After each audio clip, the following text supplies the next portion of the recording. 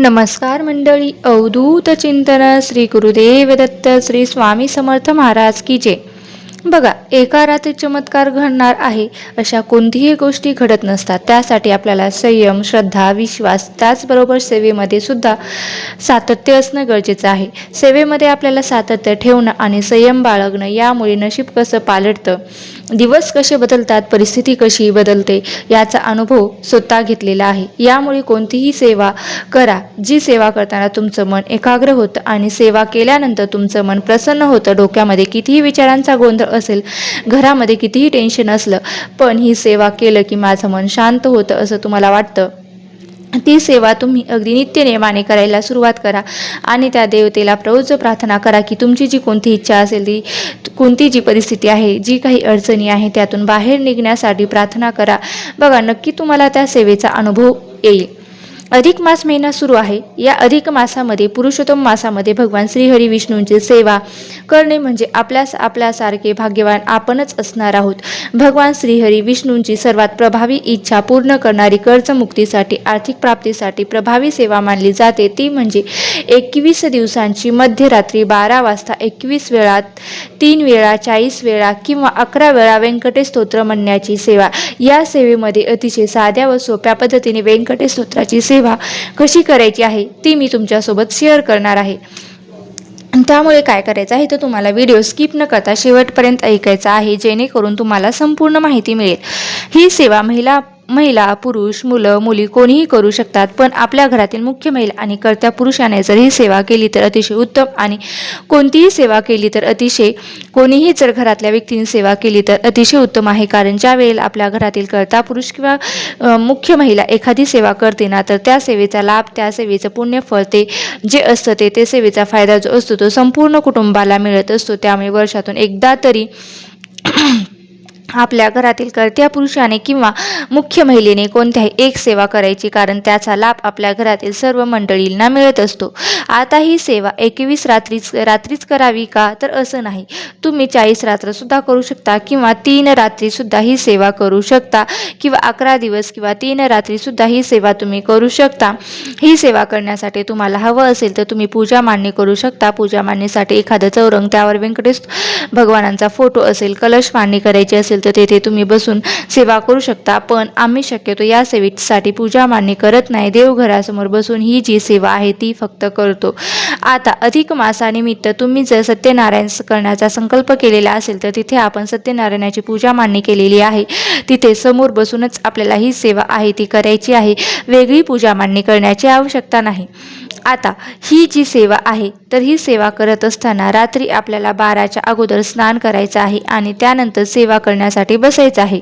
भलेही आपण रोज सकाळी स्नान करतो, त्यानंतर आपण ऑफिसला जातो, ड्युटीवर जातो, तुमचा व्यवसाय असेल तर तिथे तुम्ही जाता. पण जर आपण हाऊसवाईफ असाल तर आपण भाजी घेण्यासाठी जातो, मुलांना आणण्यासाठी जातो. मग काय होतं तर आपण बाहेर जातो येतो, बऱ्याच लोकांना स्पर्श होतो, कोणाच्या घरी सुतक चालू असतो, कोणांना पिरियड्स आलेले असतात. आणि स्नान केल्यानंतर काय होतं तर आपल्या शरीरासोबतच आपल्या मनाचीही शुद्धी होते. त्यामुळे मध्यरात्री 12 वाजता सेवा करताना आपलं मन एकाग्र होतं, म्हणून आपल्याला स्नान करायचं आहे. आता स्नान झाल्यानंतर बसण्यासाठी तुमच्याकडे जे आसन असेल ते आसन तुम्हाला घ्यायचं आहे. ही सेवा करताना घ्यायचं आहे. बघा, तुमच्याकडे निळ्या रंगाचं आसन असेल तर ते बसायला घ्या, नाही तर जे कोणतं असेल ते तुम्ही घेऊ शकता. सांगते, तुमच्याकडे जर निळ्या रंगाचं ब्लाऊज पीस असेल तर तुम्ही तो घेतला बसायला तरी सुद्धा चालू शकतं. तेवढे दिवस ते ब्लाऊज पीस जे आहे ते आपल्याला बसायला घ्यायचं आहे. तुमच्याकडे असतील तर तुम्ही निळ्या रंगाचे कपडे सुद्धा तुम्ही घालू शकता, आणि नसतील तर फक्त स्वच्छ धुतलेले जे कपडे आहे ते आपल्याला घालून ही सेवा करायची आहे. देवघरासमोरची आपण जिथे आपलं देवघर आहे तिथे बसायचं आहे आणि देवघरासमोर बसून पूजा मांडणी केलेली आहे, तिथे सत्यनारायण पूजा मांडणी केलेली आहे, तिथे बसायचं आहे. एक तेलाचा दिवा लावायचा आहे. जर शक्य असेल तर तुम्ही तुपाचं निरंजन सुद्धा लावलं तरी अतिशय उत्तम. धूप अगरबत्ती लावायची आहे. नमस्कार करायचा आहे. ज्या दिवशी सेवेला सुरुवात करणार आहोत त्या दिवशी सर्वप्रथम संकल्प करायचा आहे. या सेवेची सुरुवात तुम्ही कोणत्याही शुक्रवारपासून करू शकता, पण आता अधिक मास सुरू आहे तर तुम्ही कोणत्याही दिवसापासून या सेवेला सुरुवात केली तरीही चालतं. संकल्प करण्यासाठी आपल्या उजव्या हातावर थोडंसं पाणी घ्यायचं आहे, त्यावर हळद, कुंकू, अक्षता, फुलं टाकायची आहेत. पूर्ण नावाचा आपला उच्चार करायचा आहे. आपल्या गोत्राचा उल्लेख करायचा आहे. जर गोत्र माहीत नसेल तर कश्यप गोत्र म्हणायचं आहे. तुमची कोणती इच्छा आहे ती बोलून दाखवायची आहे. ही माझी इच्छा पूर्ण होण्यासाठी मी 21 दिवस मध्यरात्री 12 वाजता 21 वेळा व्यंकटेश स्तोत्र म्हणणार आहे याचा उल्लेख करायचा आहे. किंवा तुम्ही 40 दिवस 11 दिवस 3 रात्र ही सेवा करणार आहे त्याचा उल्लेख करायचा आहे. त्यानंतर हातातलं पाणी तामणामध्ये सोडायचं आणि मग प्रार्थना करून 21 वेळा व्यंकटेश स्तोत्र म्हणायचं आहे. सुरुवात करायची आहे. इथे बरेच जण म्हणतात की संस्कृत व्यंकटेश स्तोत्र जास्त प्रभावी आहे की मराठी व्यंकटेश स्तोत्र जास्त प्रभावी. कोणतेही व्यंकटेश स्तोत्र म्हटल्यानंतर लवकरच अनुभव येतात. बघा, दोन्ही व्यंकटेश स्तोत्र तितकीच प्रभावी आहेत. कमी प्रभावी आणि जास्त प्रभावी असं अजिबात नाही.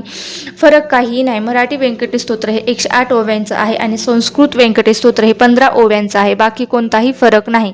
मराठी व्यंकटेश स्तोत्राची सेवा ही करायची असेल तर मध्यरात्री 3 ते 3.5 तास सेवा पूर्ण होण्यासाठी लागतात आणि व्यंकटेश स्तोत्राची सेवा केली तर 1 ते 1.5 तास खूप झाला. बाकी कोणताही फरक नाहीये. कोणताही व्यंकटेश स्तोत्र म्हणा, दोन्हीचाही प्रभाव हा तितकाच असतो.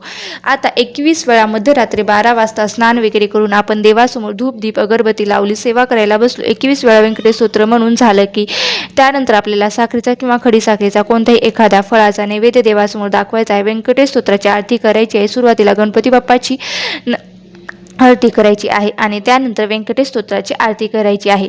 आता आपण आसन सोडायचं आहे आणि व्यंकटेश स्तोत्राची आरती, स्तोत्राच्या मागे जे पुस्तक असतं ना त्या व्यंकटेश स्तोत्राच्या शेवटी ते व्यंकटेश त्याची आरती दिलेली आहे ते सुद्धा तुम्ही म्हणू शकता.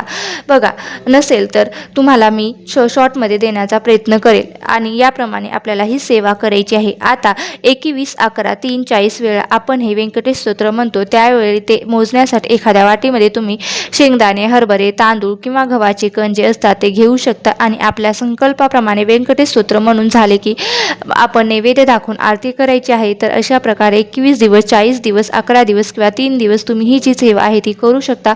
आता याचं उद्यापन वगैरे असं काही नाही. शेवटच्या दिवशी मध्यरात्री 12 वाजता सेम जसं आपण रोज 21 वेळा व्यंकटेश स्तोत्र म्हटलं त्याचप्रमाणे व्यंकटेश स्तोत्र म्हणायचं आणि मग काहीतरी गोड पदार्थ बनवायचा. शेवटच्या दिवशी शिरा खिचडी असेल किंवा काहीतरी गोड पदार्थ बनवायचा, त्याचा नैवेद्य दाखवायचा आणि तुम्हाला शक्य झालं तर शेवटच्या दिवशी तुम्ही काय करू शकता, तुमच्याकडे येत असतील तर एखादं जोडपं बोलवायचं, त्यांना जेवू घालायचं किंवा एखादी गुडची वगैरे बोलवायचं, त्यांना जेवू घालायचं. हेही शक्य नसेल तर शिधा काढायचा आणि त्यात शिध्याचं पूजन करायचं आणि तो शिधा एखाद्या गरजू व्यक्तीला द्यायचा किंवा एखाद्या आजूबाजूच्या मंदिर असेल किंवा त्या मंदिरामध्ये अर्पण करायचा.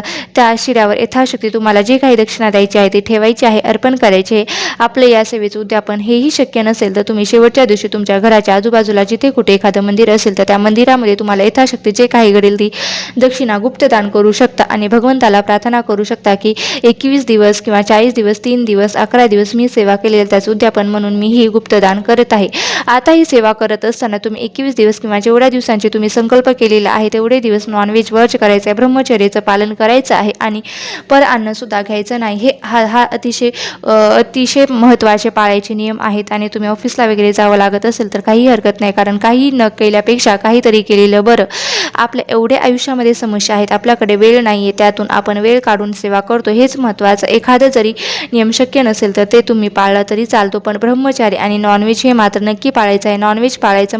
बरेच जण म्हणतात की आमच्या घरातील मंडळी खातात, तर मग बघा, तुमच्या घरातील मंडळीनं खाल्लं तर खाऊ द्या, पण तुम्ही मात्र खाऊ नका आणि तुम्ही नॉनव्हेज बनवूही नका, कारण नॉनव्हेज बनवून मग परत सेवा करू नका. पण या सेवेमध्ये आपल्याला रात्री स्नान करून ही सेवा करायची आहे, तर त्यामुळे कोणताही प्रश्न राहणार नाही. बघा, अतिशय साध्या सोप्या पद्धतीने ही सेवा कशी करायची तुमच्यासोबत मी शेअर केलेली आहे. तर नक्कीच या अधिक मासामध्ये कमीत कमी 3 दिवस तरी या सेवेचा लाभ घ्यावा, ही सेवा करावी. तुम्ही नक्कीच प्रयत्न करा. व्हिडिओ जर आवडला असेल तर नक्की लाईक करा, शेअर करा आणि चॅनलवरती नवीन असाल तर सबस्क्राईब करायला विसरू नका.